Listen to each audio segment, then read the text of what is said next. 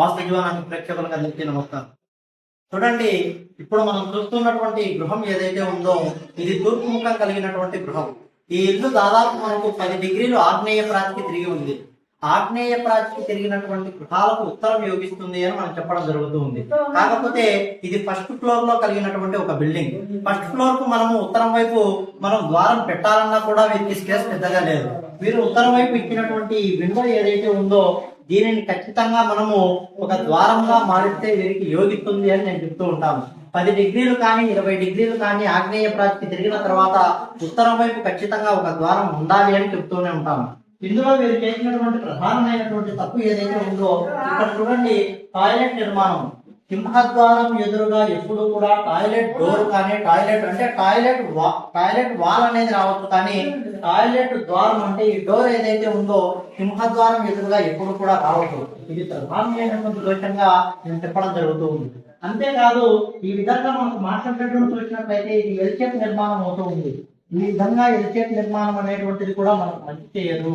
ఈ ద్వారం ఏదైతే ఉందో ఈ ప్లేస్ లో వచ్చినట్లయితే ఈ మాస్టర్ బెడ్రూమ్ మొత్తం కూడా పెద్దదిగా మారుతుంది, స్క్వేర్ మోడల్ అవుతుంది. అంతేకాదు, ముఖ్యంగా ఇక్కడ గమనించండి, లో రూపులు వాయువ్యంలో వేసేటువంటి టాయిలెట్లలో ఎట్టి పరిస్థితుల్లో కూడా మనం తీసుకోవద్దు. లో రూప్ వల్ల మనకు ఎంతో కొంత ఇక్కడ సామాన్లు ఏవైనా సరే పాత సామాన్లు వేసినట్లయితే ఇది మనకు బరువుగా మారుతుంది, వాయువ్యం బరువుగా మారుతుంది. లో రూపుల వల్ల నెగిటివ్ ఎనర్జీ కలుగుతూ ఉంది చాలా ఇళ్లలో. కాబట్టి నేను లో రూపులు వేసేటువంటి పద్ధతి మానుకోండి. ఈ విధంగా వాయువ్యంలో వేసేటువంటి టాయిలెట్ల మీద ఎప్పుడు కూడా లో రూపులు కూడా వేయకండి అని నేను చెప్తూ ఉంటాను. అంతేకాకుండా ఇక్కడ చూడండి, ఇది వంటగది ఎప్పుడైనా సరే ఓపెన్ కిచెన్ అనేటువంటిది మనకు కలిసి రావడం లేదు. ఆగ్నేయంలో ఏర్పాటు చేసేటువంటి గది ఏదైతే అంటే వంటగది ఏదైతే ఉందో ఈ విధంగా ఓపెన్ కిచెన్ అంటూ ఇప్పుడు ఫ్యాషన్ గా పెట్టడం జరుగుతూ ఉంది. ఆగ్నేయంలో వంటగదికి ఖచ్చితంగా ఒక ద్వారం అంటూ ఉండాలి.